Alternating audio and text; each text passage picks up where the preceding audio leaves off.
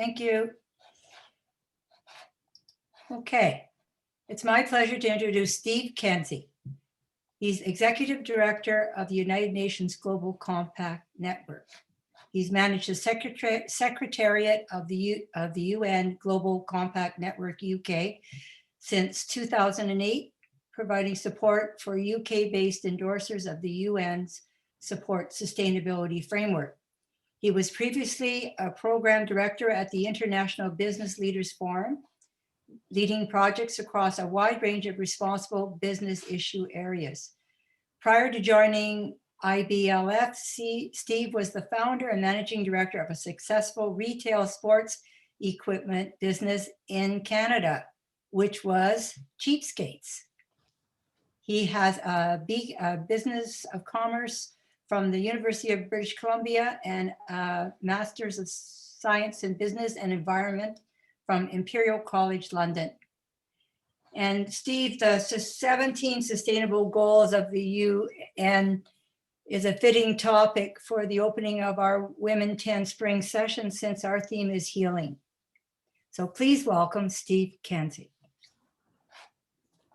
Thanks very much, Harriet. It's a pleasure to be home again, even if it's virtually. I'm gonna just try and get my screen to share now, and we'll run through my presentation.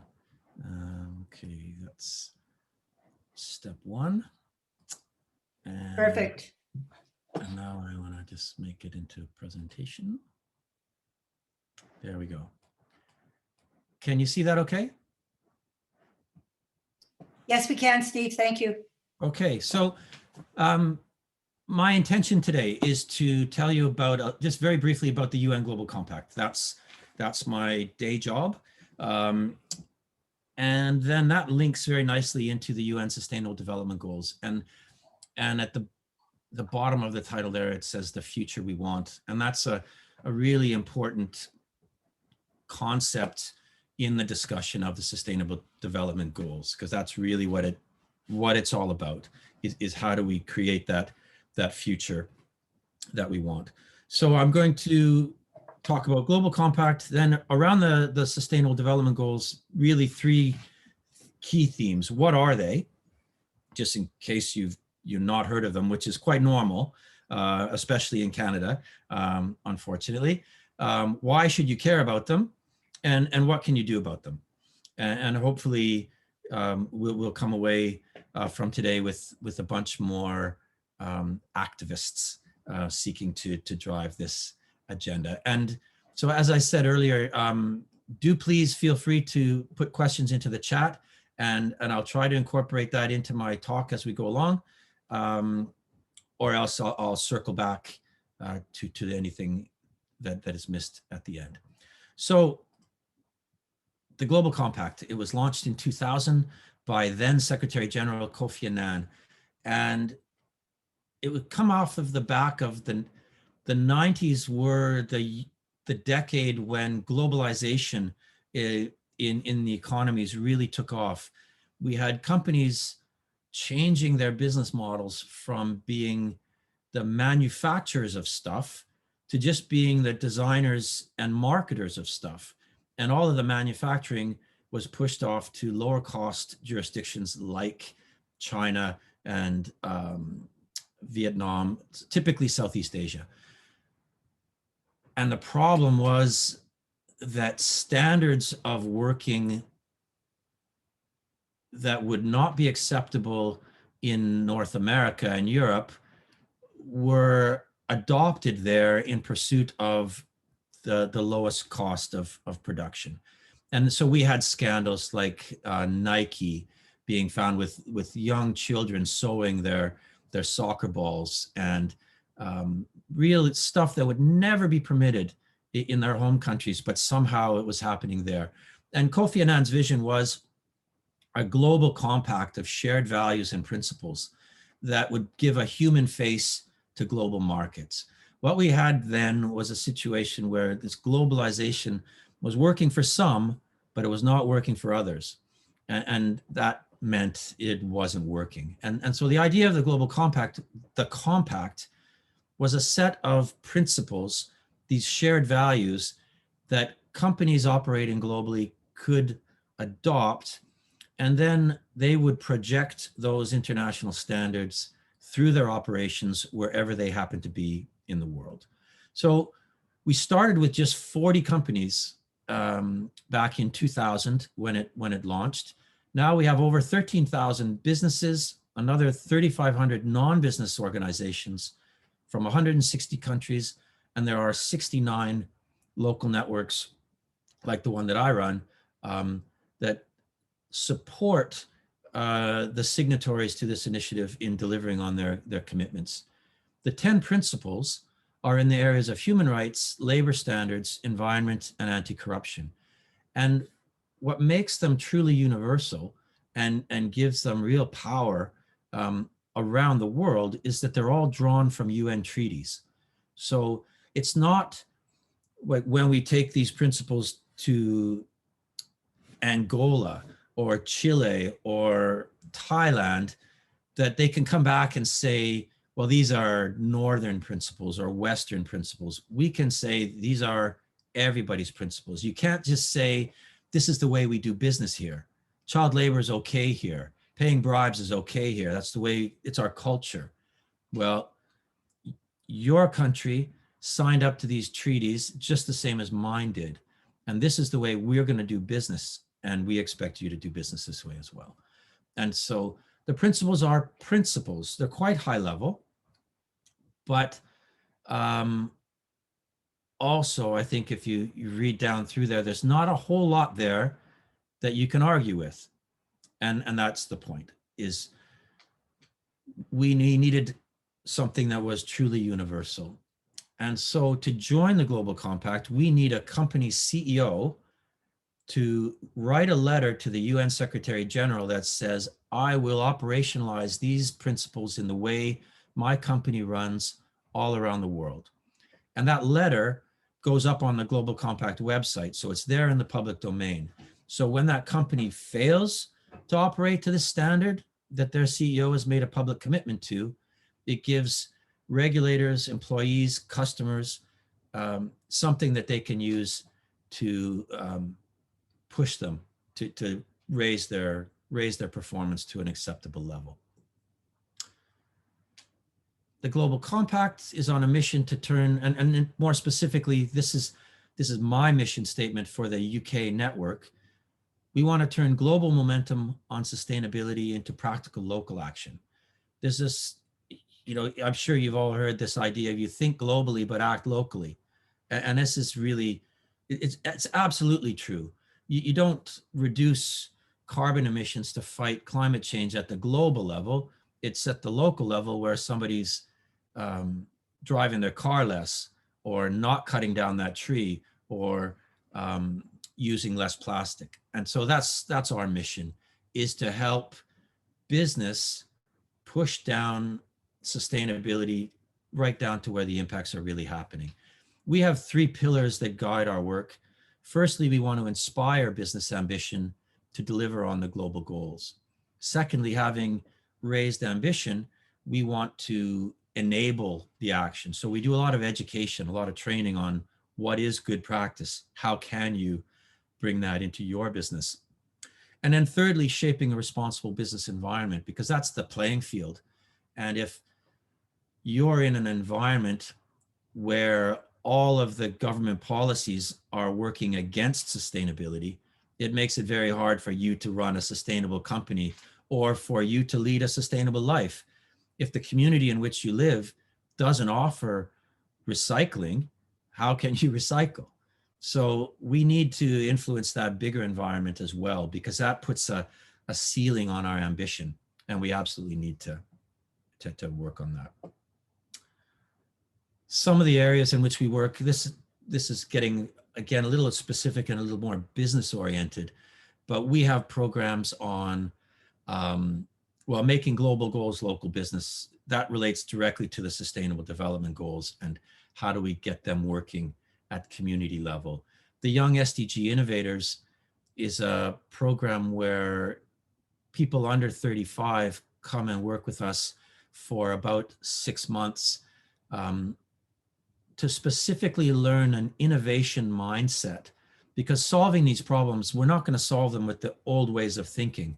We need to be thinking about innovation and breakthrough. And some of that can be taught.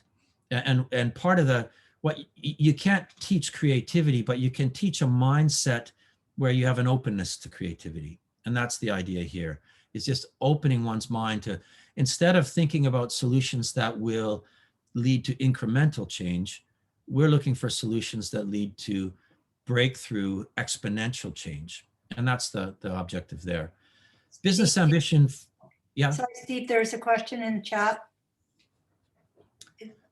Is there a criteria for? I'm going to come to that. I think when I get more stuck into the, details about the goals, Okay. We'll have something on that. Okay. The business ambition for 1.5 degrees Celsius is this is the climate change target that the world governments agreed to in Paris 6 years ago. It's generally recognized that we need to limit climate change to 1.5 degrees. As bad as that is, more than that is catastrophic. And so we are driving business leadership to ensure that we meet that target. The SDG Action Manager is a tool for business. It's a questionnaire that self-assessment tool that it's free and it's accessible online, and any company can go there and do a self-assessment and just see how their performance is. So that sort of links into that question in the chat. It's not quite a, well, it's a great shopping list. You can pretty much infer, if the question is asking you, do you pay your employees a living wage, that you should probably be thinking about paying your employees a living wage. So that's a really great resource. Target Gender Equality is a program where it's seeking to make progress on goal 5. In the UK, we have well, just like you would have the TSE stock index, we have the FTSE 100 index. At the moment in the FTSE 100, and I'd be surprised if it was any different in the TSE, there are more CEOs named Dave than there are women CEOs. Mm. This is not an acceptable situation. But you can't just start creating women CEOs overnight. I mean, to be fair, there has to be a pipeline. We have to get equality all the way up through all the ranks of management, so that there are suitable candidates, so that there are women that have had the necessary executive experience to be able to step up to that job. But too often that pipeline doesn't exist, and women get stalled at mid-management levels, don't make it into the executive ranks, and so can't make it there. So the point of Target Gender Equality is to create those pipelines in companies to facilitate the next step up into the executive roles and onto the boards. And the Global Compact Academy, the last one, is just an online learning platform. Most of the modules on there are for Global Compact participants, but not all of them. So if you had a particular interest in this space, you could visit, I think it's called globalcompactacademy.org, and you might find some stuff on there that might be of interest. Okay. Usually I have a bit of a preamble to this. In order to join the Global Compact, I already mentioned the first step is the CEO commitment. The second step is an annual report. We require every company that joins Global Compact to produce an annual report that just talks about what progress they've made over the past year towards implementing this. We need some accountability. We can't just have them signing up and then putting our logo on their website and then sitting back and not doing anything. So this reporting requirement puts it in the public domain. So again, their employees, their customers, regulators can see, are they living up to the commitments that they've made? And the employees know better than anyone if what they're reading is true or not. So it's a really useful integrity measure. And so that's a strict requirement that we have that reporting. And the third commitment is that we ask the companies to support the wider UN agenda. And right now, since 2015, that agenda has been best defined by the Sustainable Development Goals. And so there they are in a nutshell. Before I go into any more detail about the goals, I'm going to just give you a little bit of history, because they didn't just drop out of the sky in 2015. It's been a very long process. In 1987, the UN started to think about the connection between the environment and social development. And they commissioned a report called Our Common Future. And out of that report came this definition of sustainable development. It's defined in many ways by many people, but this is the most frequently quoted definition. And it came from, it's called this, Our Common Future was also known as the Brundtland Report. Gro Brundtland was the past president of Norway. And she was a very strong leader on this. And so this definition, sustainable development, is development that meets the needs of the present without compromising the ability of future generations to meet their own needs. It's very simple. Everyone can understand it. It's very elegant, and it's just as legitimate today as it was in 1987. I can't see this ever going out of style. It's just speaks to so many critical issues, and particularly right now, questions of intergenerational equity and the damage that climate change has the potential to do to, children, grandchildren, great-grandchildren is truly catastrophic. And so this generation, the people in power now, have a duty to start making their development sustainable development. Now, that report was really just the future. I could have gone back even further to Rachel Carson and Silent Spring, but that's really where this notion of sustainable development took hold. And then that led to the World Commission on Environment and Development. And then that led to the 1992 Earth Summit in Rio. And then the adoption of Agenda 21 and the Rio Declaration. And some of the principles from the Rio Declaration made it into the Global Compact principles. And then the establishment of the Commission on Sustainable Development. And then finally, in 2000, the Millennium Development Goals. Now, these goals were almost dreamed up as a last-minute thing. Again, Kofi Annan, a fantastic leader, wanted to grab the moment of the millennium and really put a stake in the sand. And he got some experts within the UN basically to say, what are the things we need to do to have the greatest impact on the greatest number of people? And let's mobilize resources to getting those things done. And they had this fantastic idea, well, let's just put it out there. Let's set some targets and let's just get people behind it. And so the Millennium Development Goals were born by this small group of experts. 8 goals, beneath the goals, 16 more specific targets, and all the countries signed up. These goals applied to developing countries only. So already quite narrow in scope, and only the 8 targets. And off they went without a lot of fanfare. I would be willing to bet not many people on this call would have ever heard of the Millennium Development Goals. They launched in 2000, they ran, and the idea was that we were going to achieve these goals by 2015.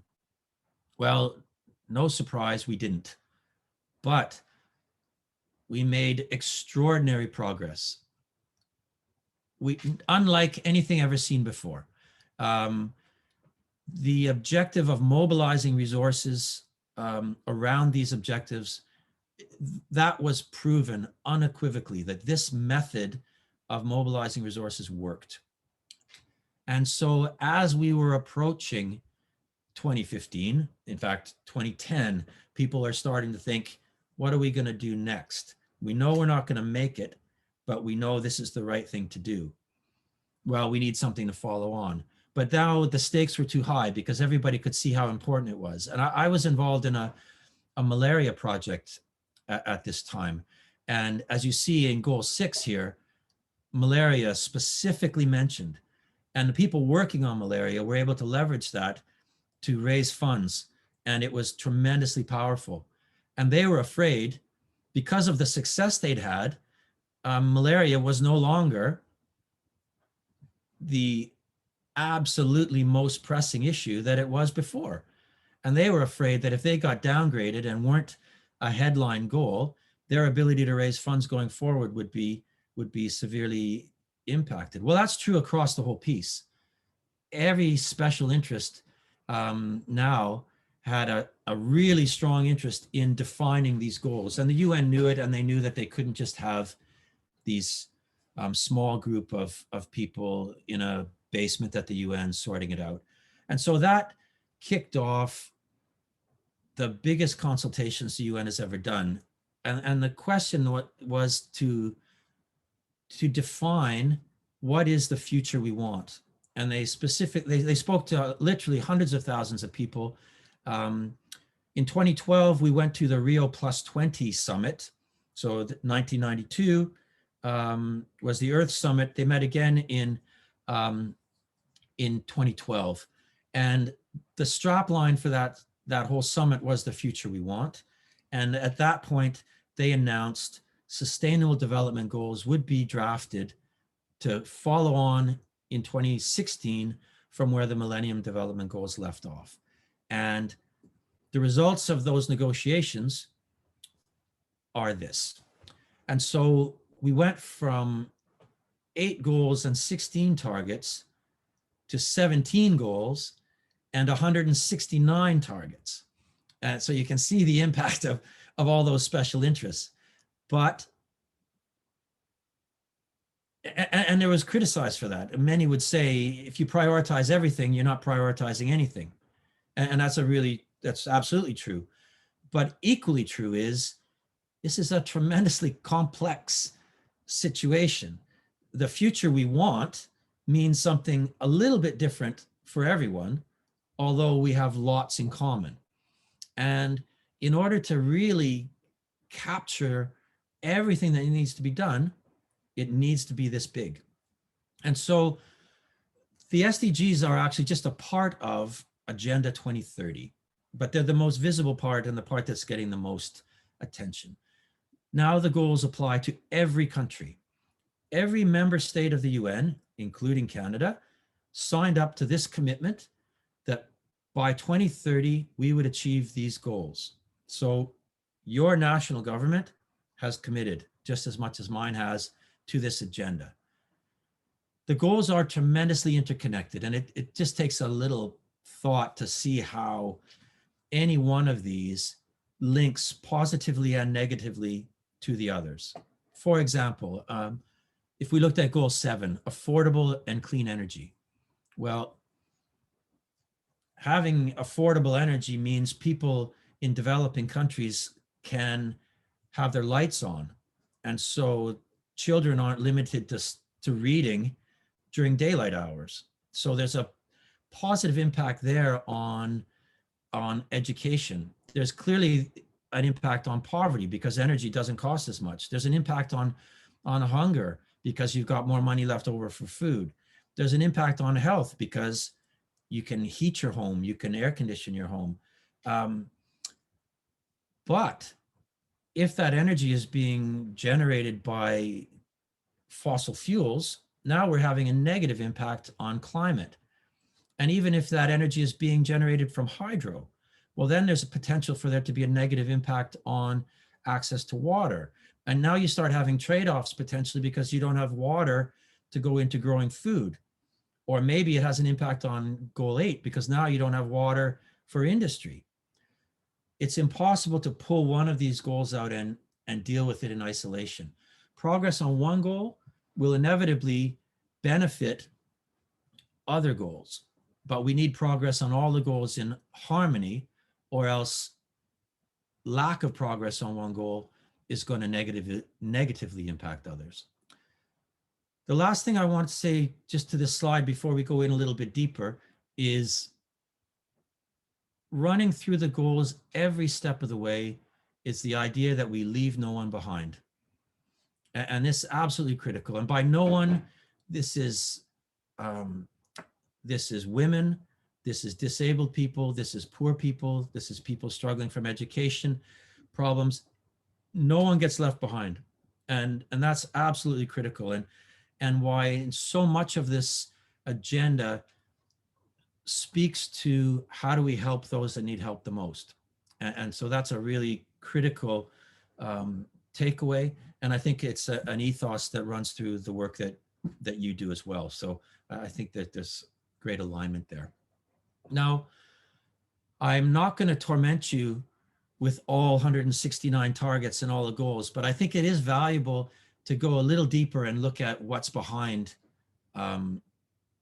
some of these, to give you a sense of the richness of it and how comprehensive it is. So this is the point at which I'm going to try and gauge from your faces how when I need to stop. So if all you know about the goals is those colorful icons, and that's the vast majority of people, that's all you would ever see,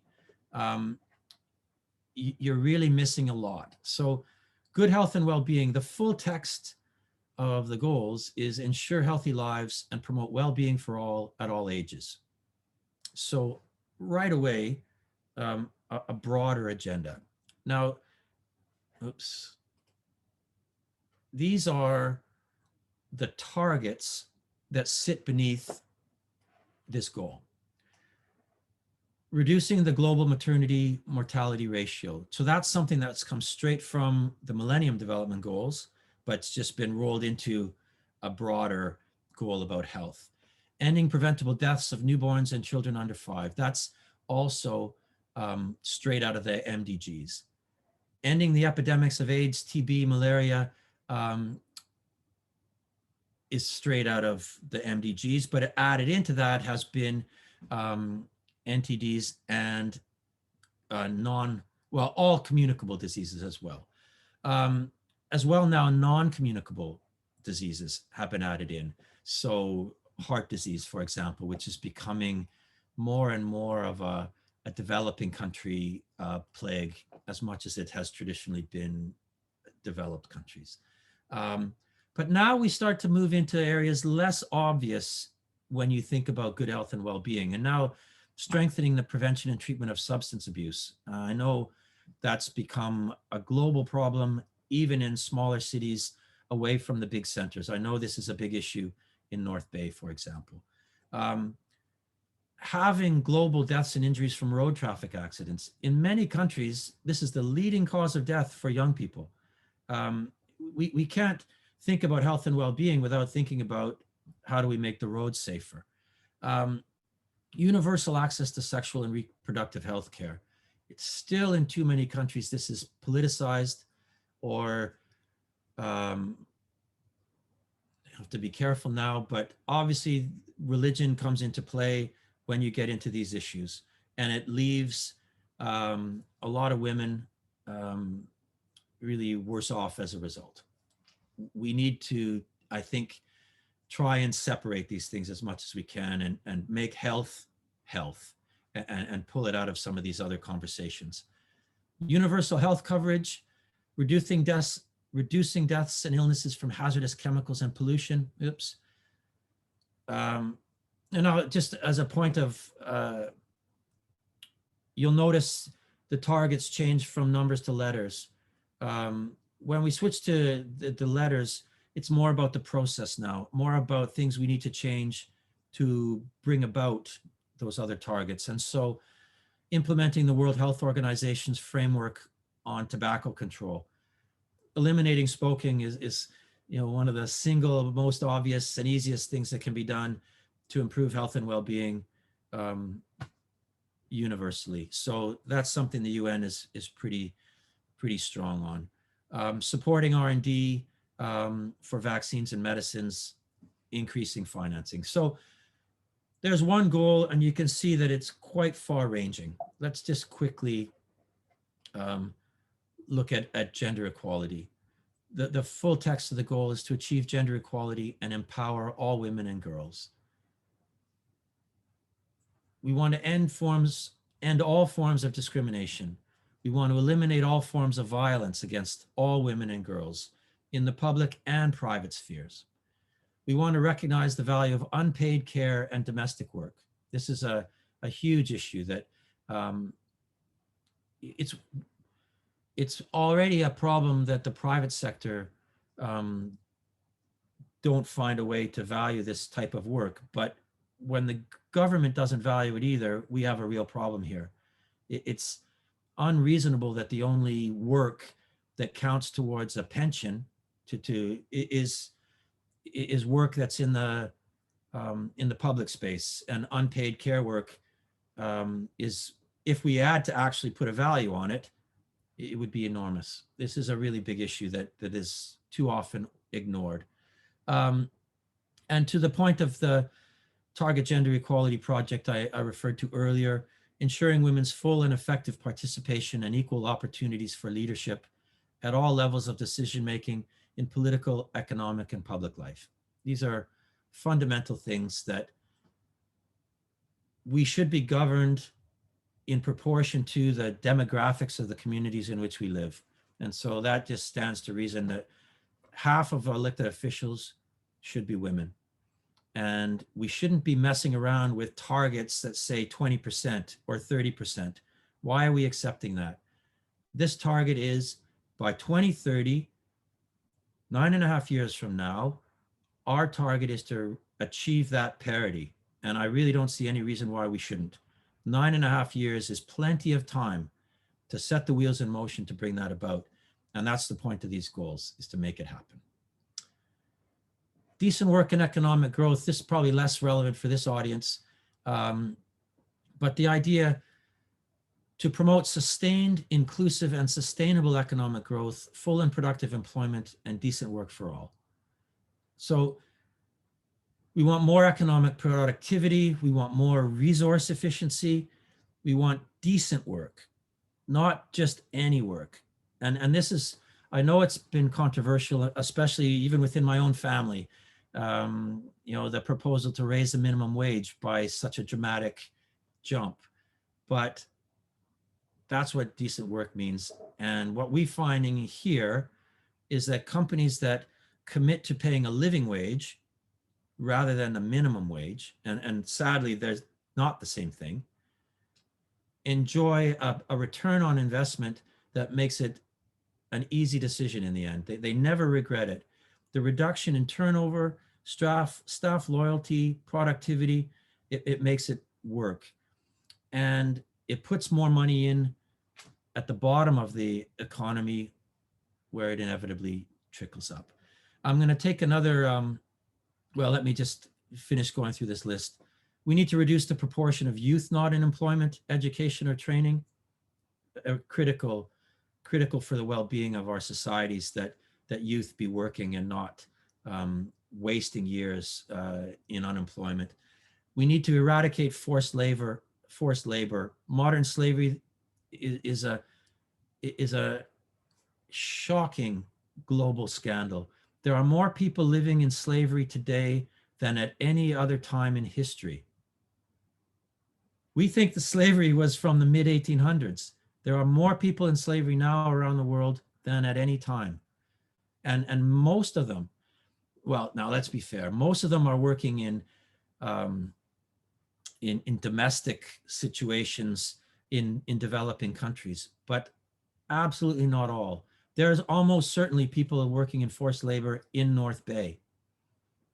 It's in Canada, it's in the UK, it's everywhere. They're working washing cars, they're working on construction sites. A van pulls up and 10 guys get out of it.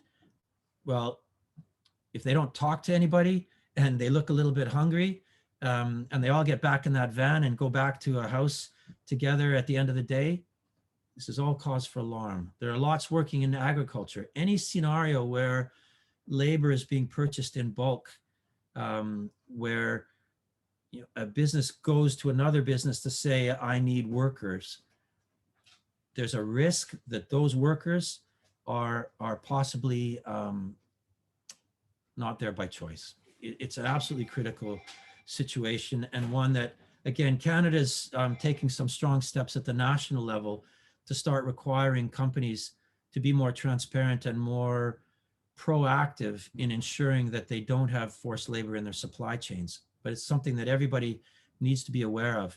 Here in the UK, car washes, it's a very common place for men to be working in slave labor, and nail bars is a common place for women.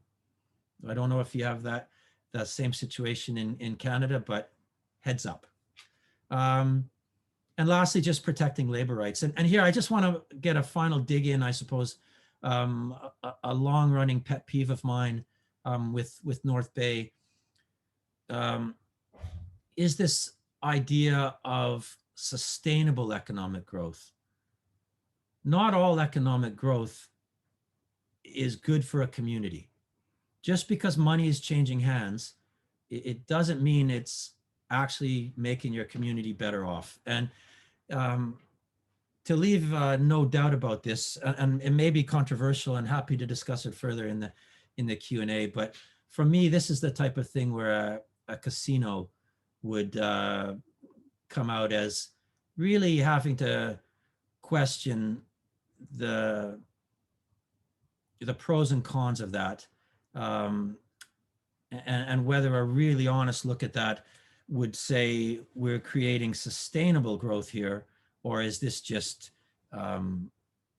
growth that may only benefit a relatively small number of people at the expense of possibly others.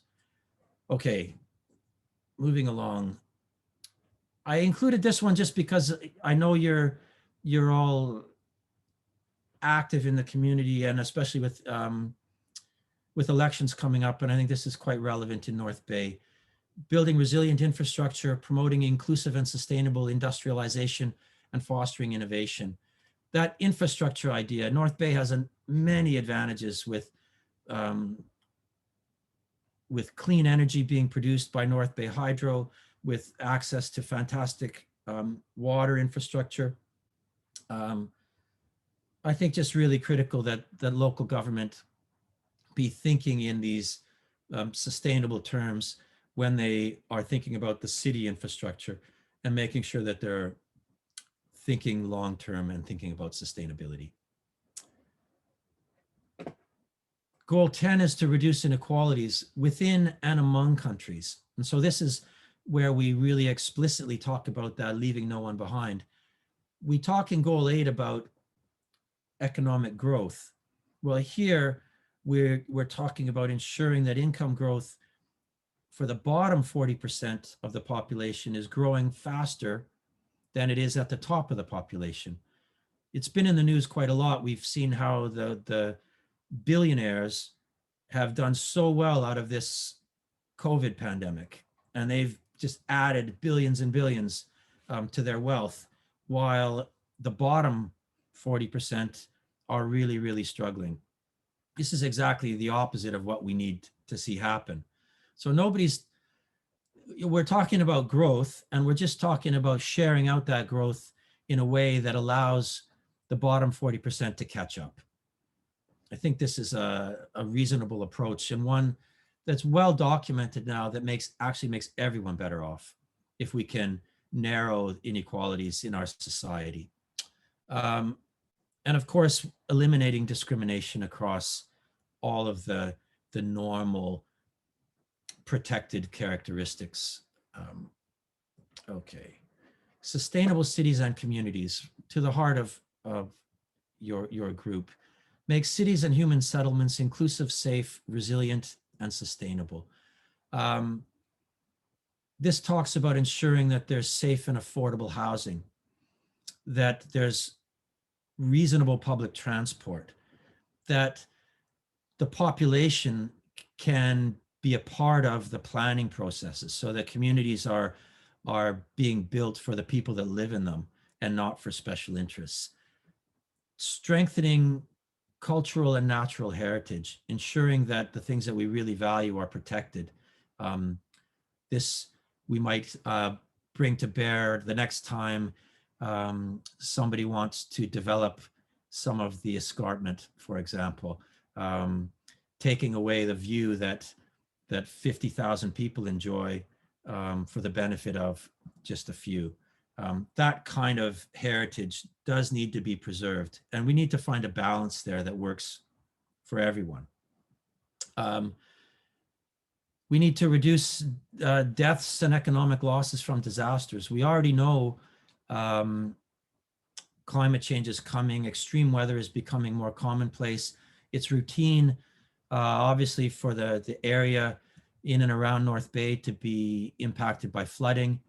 We need cities to anticipate that and build in the resilience to be able to cope with this type of activity that is so predictable now, so that it doesn't kill people or leave them impoverished because they've been wiped out. Universal access to green and public spaces. And an interesting one, I think, for North Bay, supporting positive links between the urban, peri-urban, and rural areas. So just, again, creating a community and not having really hard boundaries. And how do you ensure that the people that live just outside of North Bay are still part of the community? This would be one of those things for the local government's tick box. Okay. Responsible production and consumption and production gets a little closer to home. This is more about the way we live our lives. And some of it is clearly, like, I've left out a bunch of these targets because they're more related to governments and businesses, but reducing waste is really the bottom line here. And 12.8, ensuring that people everywhere have the relevant information and awareness for sustainable development and lifestyles in harmony with nature. So that's a little bit of what we're doing today and what you do with all of your meetings. It's just, we need to get the word out.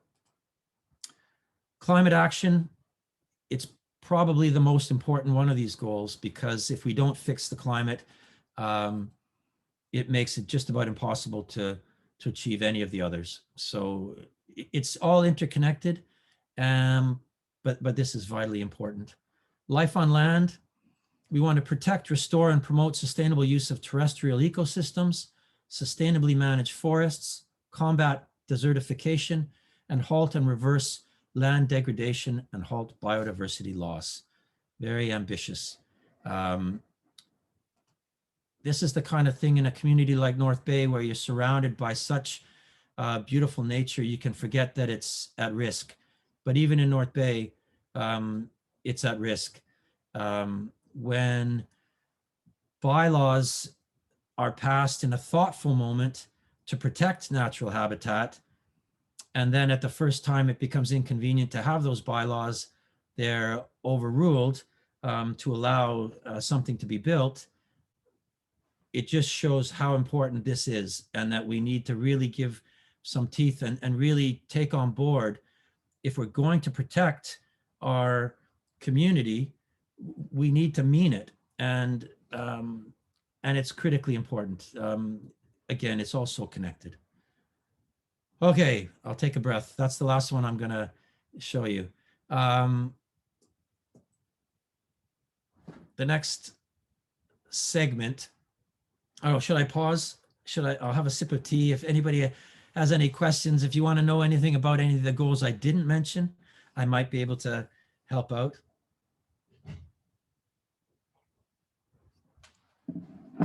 Any questions? You can unmute or put them in chat.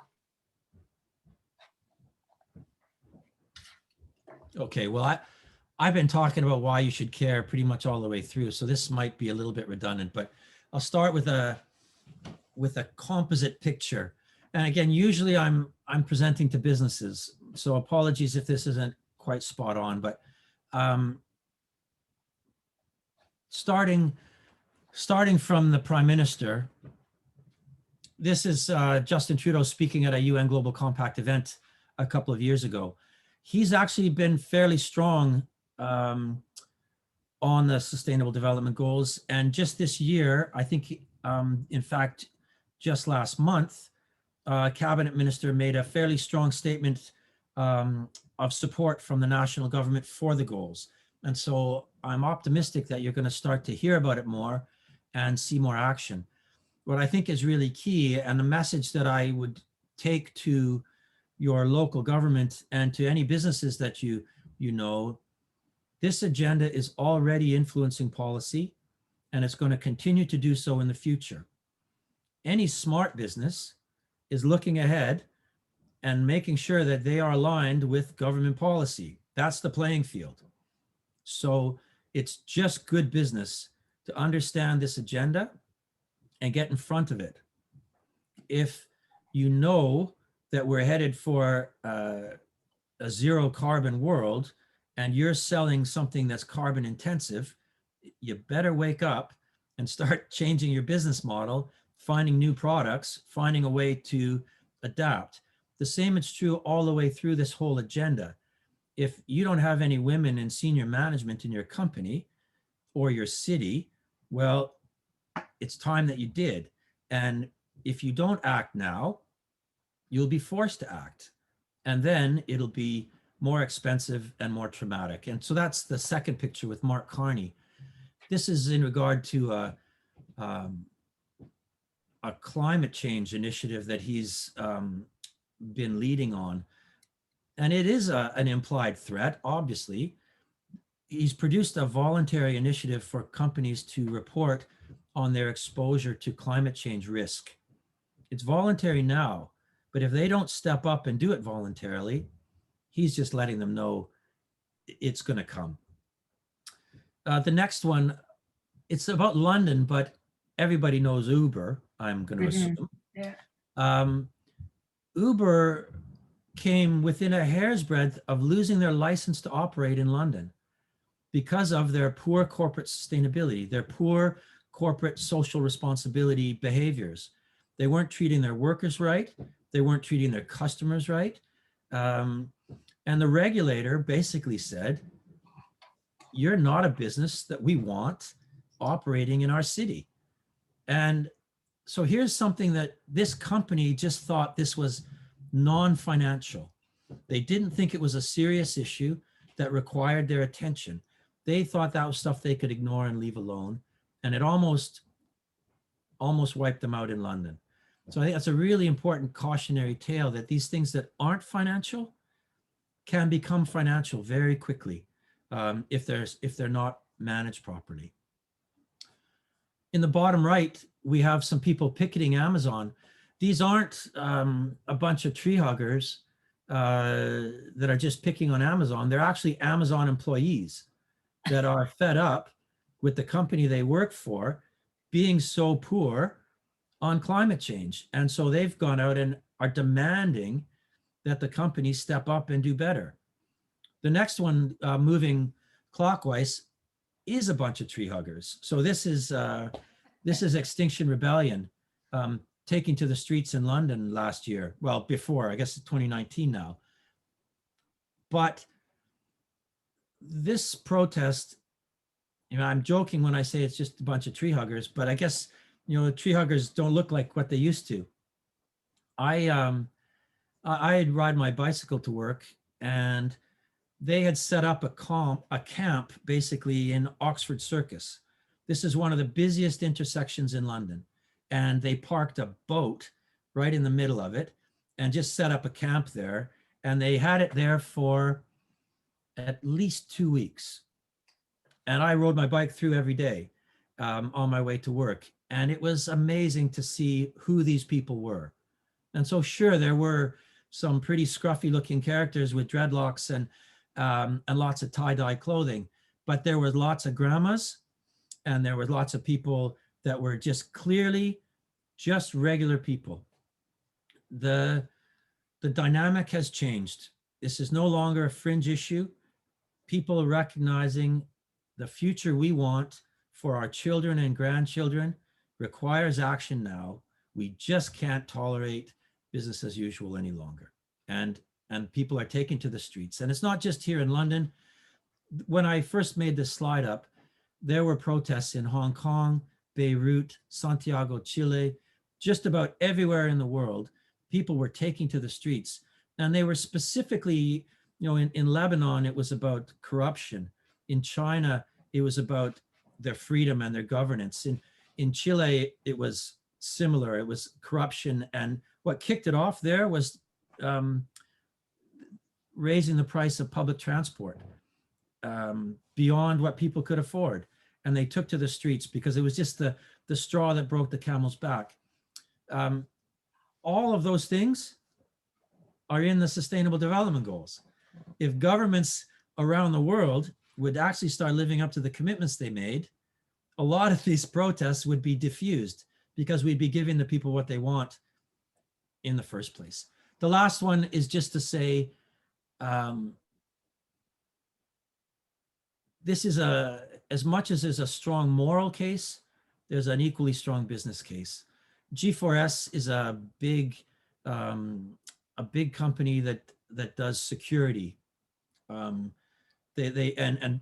personnel. So the reason the Norway Wealth Fund dropped them and stopped investing in them was because G4S provides security at a number of big, enormous construction sites in the Middle East, where the soccer World Cup is coming to Qatar, and they're building 20 stadiums and so much infrastructure. And basically, the working conditions are abysmal.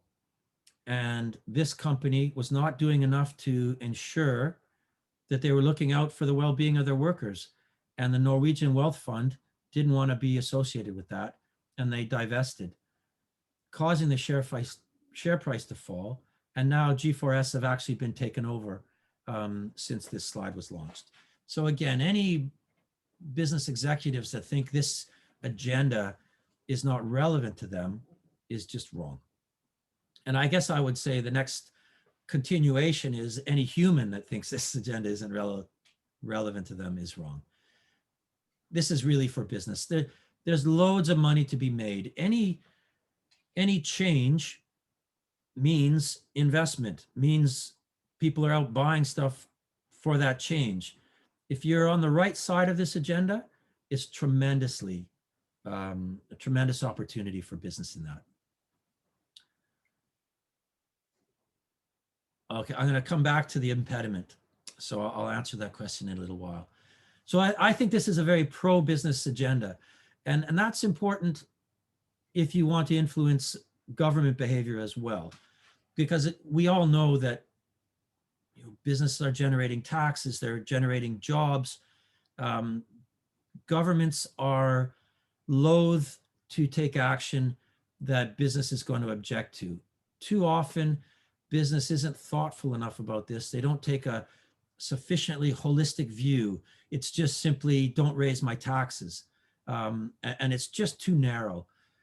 This agenda addresses all sorts of business issues that relate to taxes. A better educated and more productive workforce is good for business. Economic and political stability, good for business. More fair and just societies, climate resilience, all this is good for business. If the government invests tax dollars in bringing that about, they're creating an environment that's more friendly for business, and they're going to get a return on that investment. It's just not enough to look at a very narrow money in, money out. Their agenda is much more broad than that, and they need to think about that. At the micro level, at the level of an individual company, this is attractive to investors and to companies. Or sorry, investors and customers. Now, some customers will be companies. If you're a small company and you sell to bigger businesses, well, those big businesses are under a magnifying glass these days around their performance in these areas. If you, as one of their suppliers, can demonstrate you're not going to make their situation worse, you're managing your climate impacts, you're taking good care of your staff, well, that gives you a competitive advantage with a company that cares about those issues. It improves management in supply chains, more and more in public procurement, and I think especially in terms of competitiveness in hiring. The best and the brightest people want to work for companies that are doing the right thing. It's a really critical way of ensuring the long-term health of a business is to ensure that they're hiring the best people. And this is a really critical way of bringing that about. Okay, so how can you bring that about? This is where we'll get to the question. I think. Certainly after 5 years, we're not on track. We were behind before, and now with the COVID, we've lost ground. So we have a problem. We need a much deeper, faster, more ambitious response if we're going to get where we need to get to by 2030. That's Antonio Guterres, the Secretary General, who's saying that. COVID has had really negative impacts up and down the whole agenda. People losing jobs, particularly hard hit, have been women. Everybody knows with kids not in school, the burden of homeschooling has disproportionately fallen on women, although it's been a big wake-up call for a lot of dads, which maybe is a good thing, but it's made things more difficult. And the quicker we can get out of it, obviously, the better. But then we need to build back better. And that's a really critical idea. Mm-hmm. And when we think about how we want to build back, the goals have to be right in the middle. Now, there's still not enough happening at the local level. It appears things are happening more quickly here in the UK than they are in Canada. But you do have an excellent example in Kitchener. So let me encourage you to take a look there. Apparently the city government in Kitchener have adopted the SDGs and are aligning their management to this agenda. And that was the closest, probably most relevant example I could find to North Bay. Further afield though, here in the UK, we have the UN Sustainable Development Goals, a guide for councils. Councils basically are city councils here. And so some work has been done, and not all of it will transfer over, but it could be a really useful document if you wanted to try and encourage the North Bay government to take a look at this agenda, in addition to what Kitchener's doing. It was co-produced by some friends of mine and the local government association. So it has a proper pedigree. The other document that I'm showing here is Bristol and the SDGs. So this is the city of Bristol. So Harriet, I told you the other day it was about the same size as North Bay. I was wrong. It's quite a bit bigger. Oh, it is. But I think the lesson is still valuable. In North Bay, because of its relative isolation, I think it has an attitude like a bigger city does. Not a lot of cities in the world the size of North Bay have a university, for example, or a health center on the scale that North Bay has. So I think there's still important lessons from this. Bristol have absolutely embraced the goals, and their local government have made achieving the goals in their city a top priority. And they do an annual report on the progress that they're making towards that end. And that's available online. A project that we did in related to building back better was we sent a letter to the Prime Minister here in the UK, making the case for, we've heard a lot about a green recovery, and our position is that's not enough. We need an SDG recovery because green is too narrow, and more the environment is a social issue as much as it is an environmental issue. And so we need that holistic approach that the SDGs bring. And so we think it's really critical that governments be thinking in these terms as they build back. Don't just talk about carbon. Don't just talk about climate change. We need to talk about the entire agenda. How are we going to ensure that as we build back better, that people that have dropped into poverty as a result of the crisis come out again more quickly? Kids that have perhaps slowed progress because of the disruptions in schooling this past year get back up to the level that they should be at. We need to be thinking about the big picture as we recover from this pandemic and not any narrow agenda. And our letter got picked up even in the New York Times. So it's a very exciting day for us. think this is my almost last slide. This is a poll that was asking the question, just, have you ever heard of the Sustainable Development Goals? India, surprisingly, has done very well. And they're really doing a lot on the goals, and their government are really embracing them. If you're looking for Canada, you might find it easier to start at the bottom and work your way up. Ooh. So you're now in that elite group of 11% of Canadians that can say, yes, congratulations, that you are at least somewhat familiar with the Sustainable Development Goals. But for a country like Canada that has so much going for it, that has the potential to be a really important leader on the global stage, a wealthy country that can afford to be a leader in sustainability, to demonstrate again for the rest of the world how it can be done, that is poor. So what is the biggest impediment?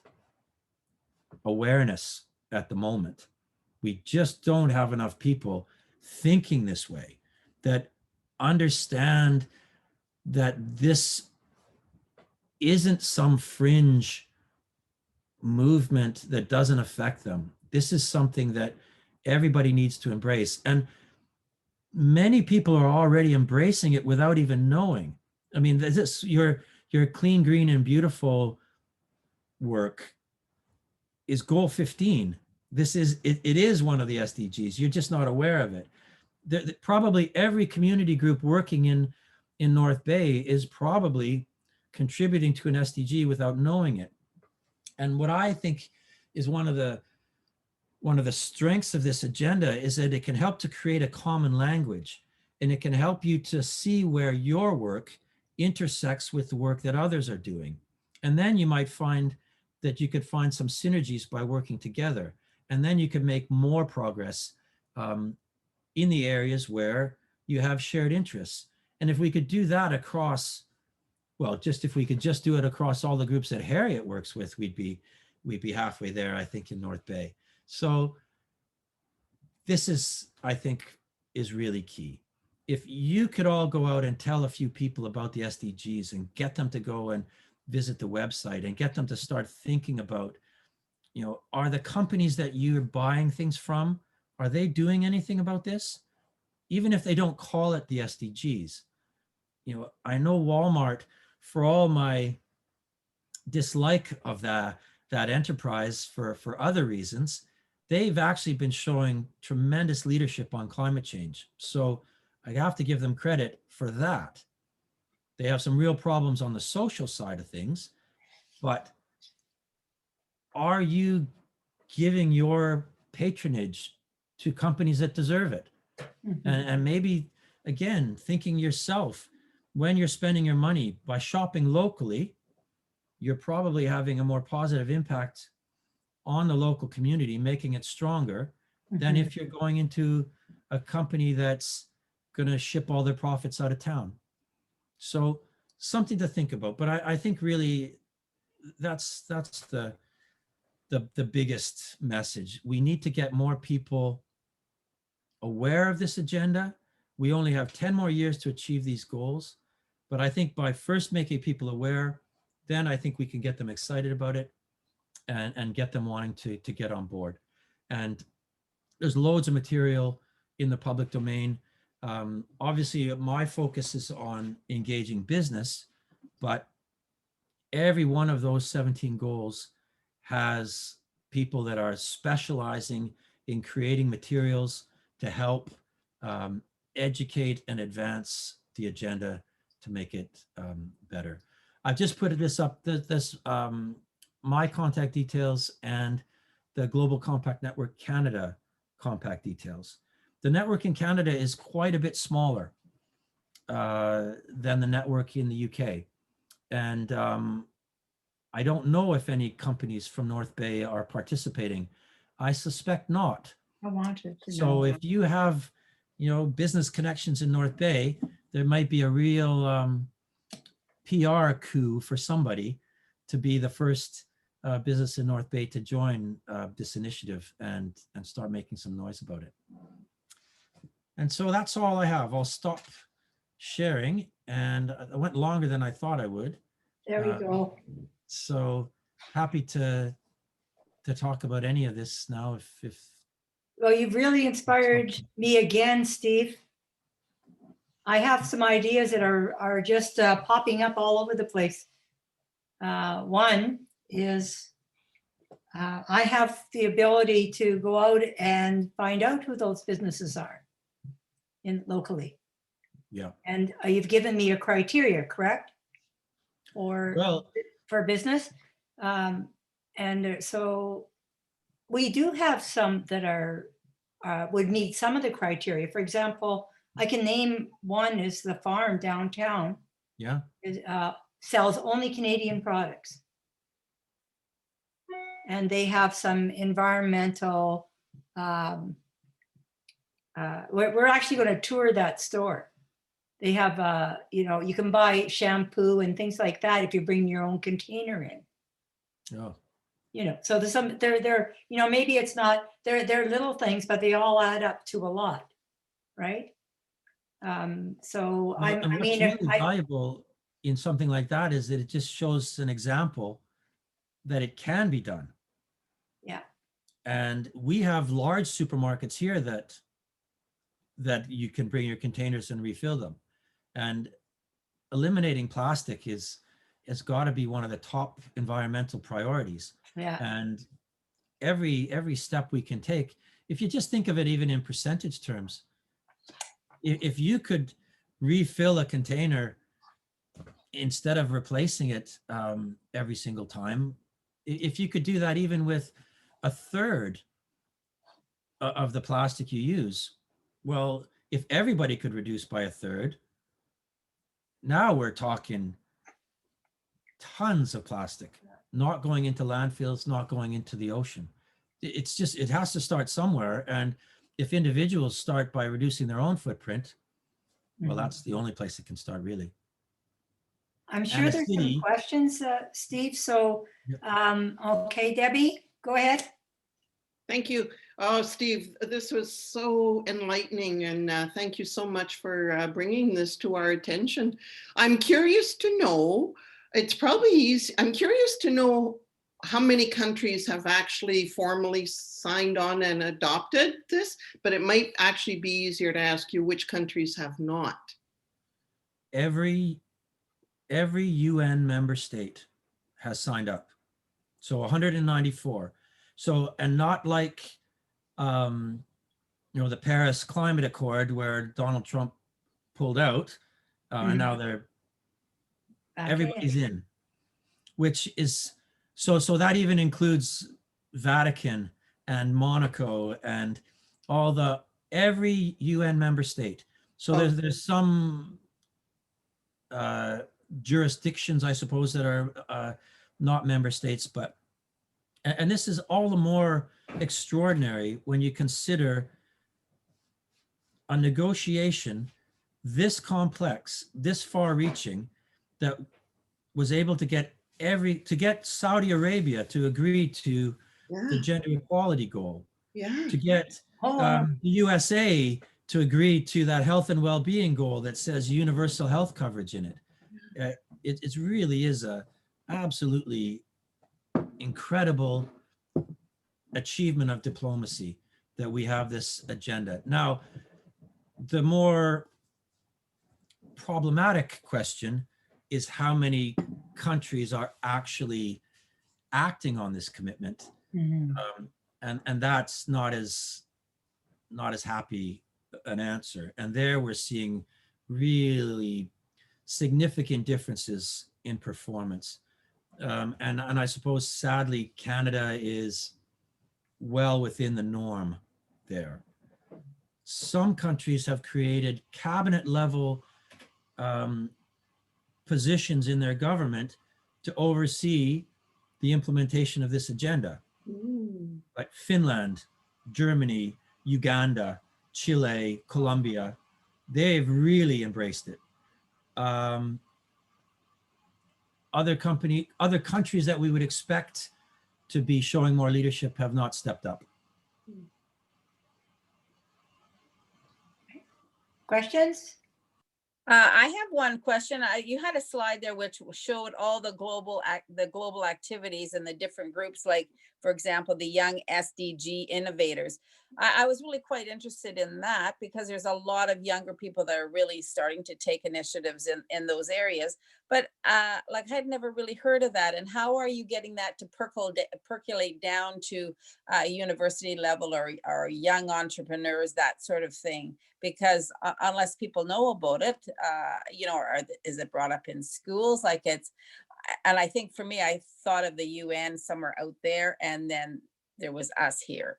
So that would be one question. My other question is, and I don't know that you should or could answer this, like a company like Amazon, which has grown exponentially, which really, you know, slave labor becomes an issue, you know, not wanting them to unionize, the environment. How does one handle a company like that? Is that handled on a UN level, or is it just whichever country that they're working in?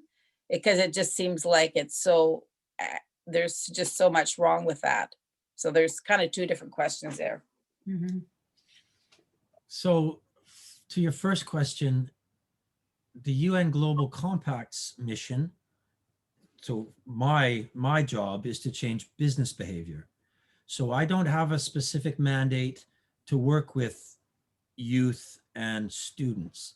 There are other groups within the UN that are doing that. Our Young SDG Innovators program is for young people in work that are working for companies that have joined the Global Compact. So it's something that we're trying to scale it up, but not like what you're describing. Now for that, we have things like, there's a group called Project Everyone, and they're working to create the awareness that I mentioned. And they set, it was founded by a fellow named Richard Curtis. He's a film producer. He did 4 Weddings and a Funeral in Notting Hill. So he's quite a well-known, oh, Love Actually, that maybe that's his biggest one. Anyway, he's a celebrity, tremendously well-connected, and a real visionary. So Project Everyone set out with the target to have 1 billion people aware of the goals and to get them engaged, particularly young people. So they make cool music videos that are catchy and have the message. There's also something called The World's Biggest Lesson, and you can find that online. And that basically creates teaching resources for children of all ages for all aspects of this agenda.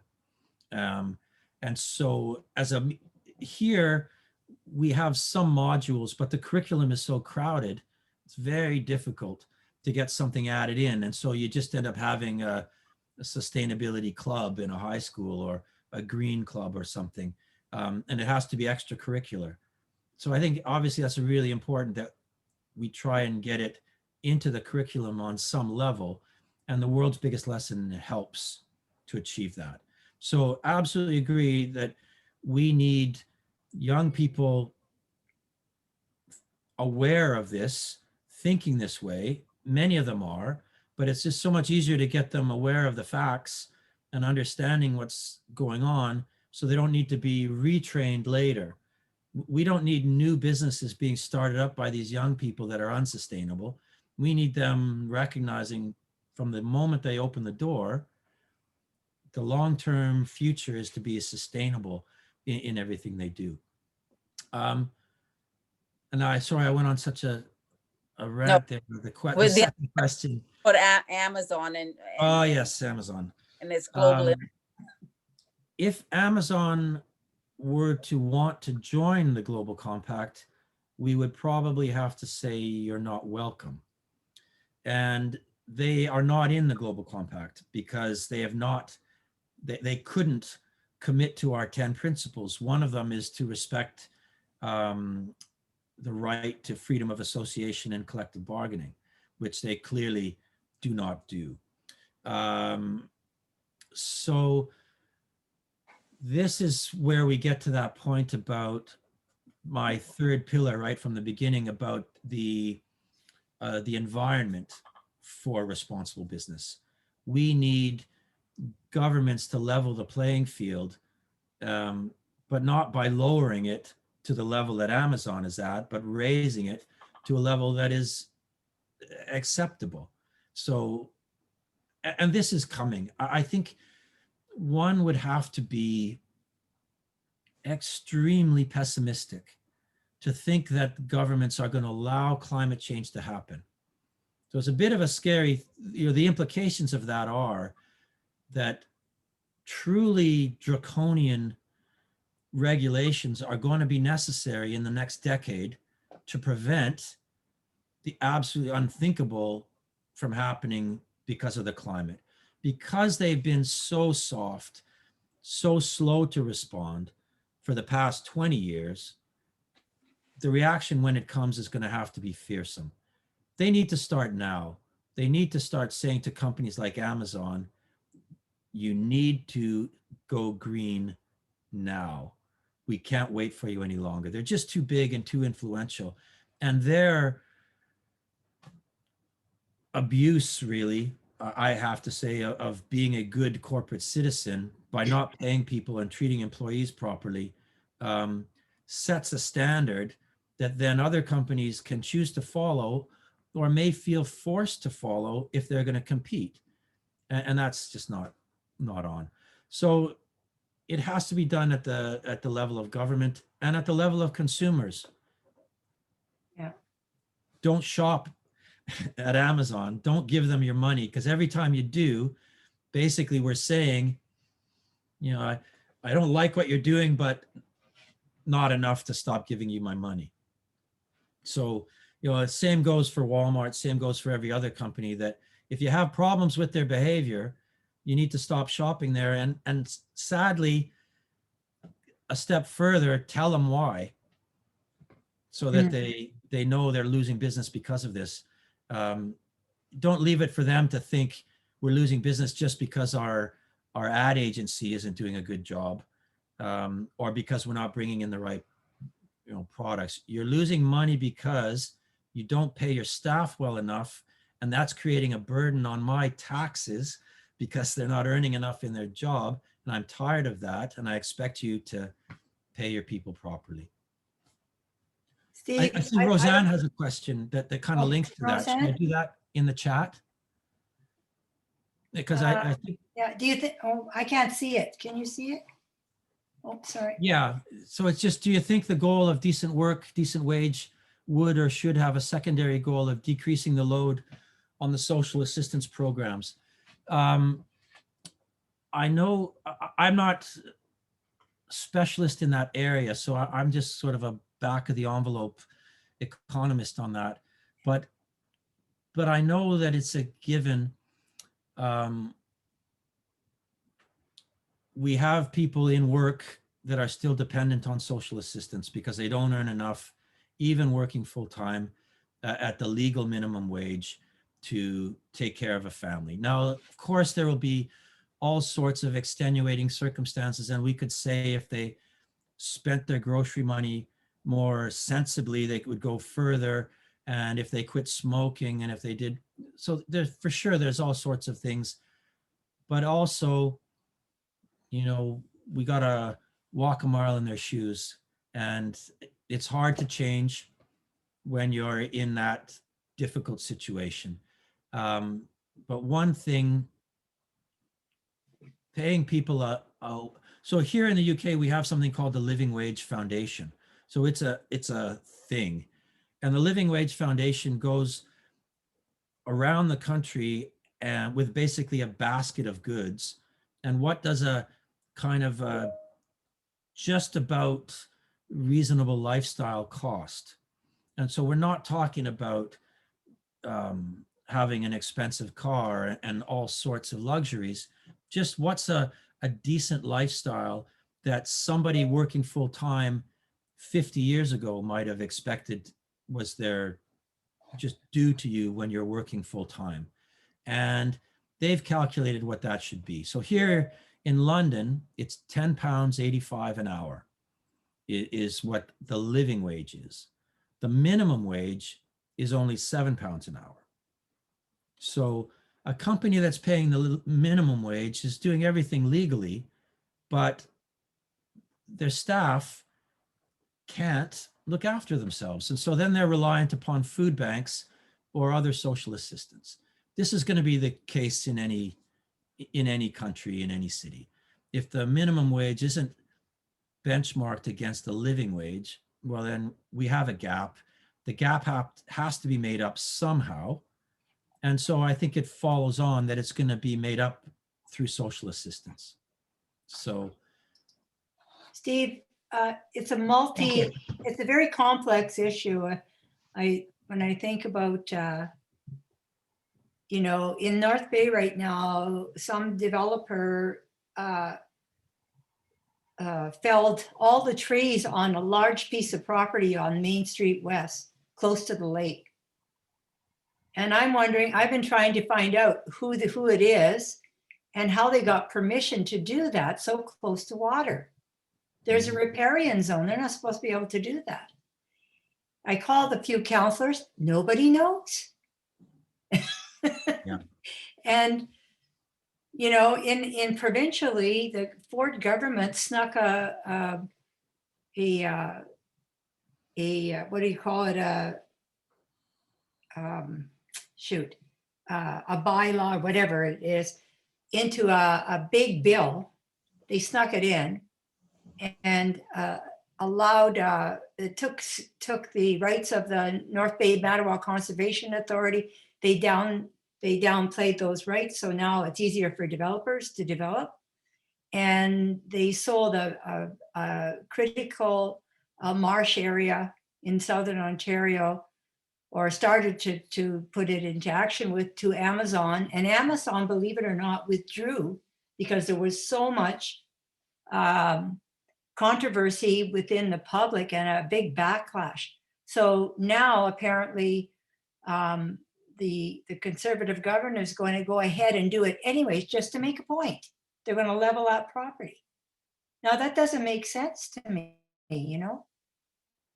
It's scary. I didn't talk about it because it was getting too long, but for your homework, goal 16 is all about institutions and making them more democratic and responsive to the people that they're supposed to serve. Yeah, I saw Because that. we've really, I think this is in far too many countries and jurisdictions. I think the politicians have forgotten who they're working for, and they're chasing either campaign donations or tax dollars rather than the higher level outcomes, which is quality of life and well-being. And I think if just changing those targets is going to change the way they work. And we measure what matters and we manage what we measure. And if North Bay City Council were pursuing the Sustainable Development Goals as the way they were going to benchmark their performance, rather than whatever it is that they do now to benchmark their performance, I think you would very clearly see a change. Because how could you justify cutting down those trees if you're thinking about even only 1/17 of the time you're thinking about goal 15? You would have to have a real think, how could you reconcile cutting those trees with the economic benefits and the natural heritage impacts, all of the holistic considerations that very short, couple hours to cut down those trees, many decades to replace them. And that kind of short-term thinking has got to end. And that's, again, where an agenda like this helps to bring that perspective into the conversation, where perhaps it's not coming now, it's not coming naturally to people because we've been conditioned for so long that all we should care about is the GDP, instead of well-being and happiness and much more important things. Steve, we have about 4 minutes left. Did you want to, is there anything you would like us to, a parting message that you'd like to give us? Or- Well, I guess, I think that number, if we could shift that 11% awareness in North Bay, and I think that's the thing.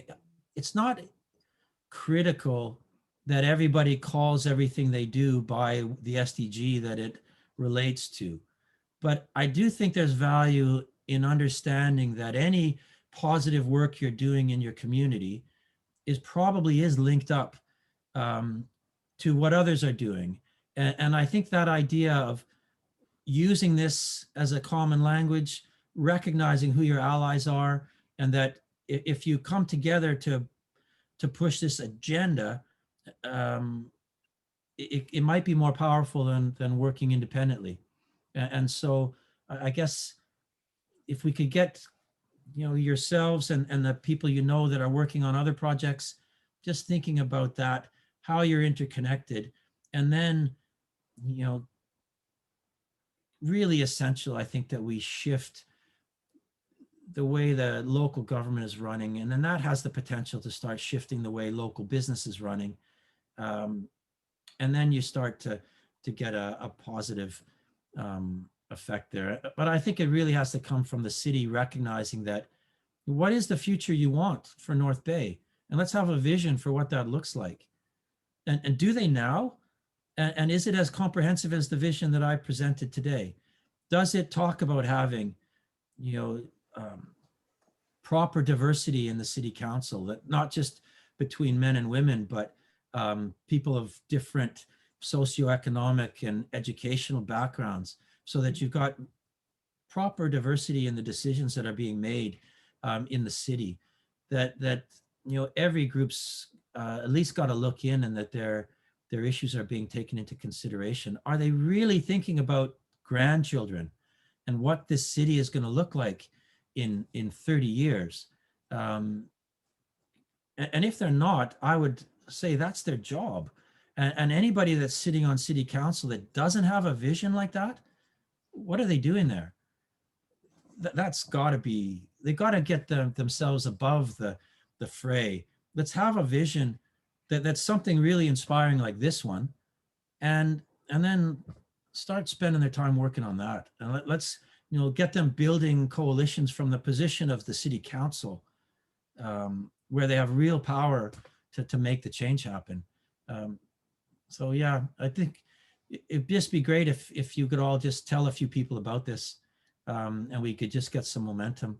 I think we can do better than that, Steve. We're going to do better than that. Oh, that'd be great, because I think it's scandalous. I'm going to ask everybody to share out, to invite people to our site, and this recording will be up on the site. To invite your spouse, a friend, come and listen to this. And so we'll take our 60 and hopefully get it up to 120. Or Brenda, I think Brenda Robertson was on. I don't know if she's still here. She's with the Canadian Federation of University Women, to maybe encourage her members to watch this. And, there's ways of doing this. And I'm going to keep looking, and I'm really inspired by this presentation today.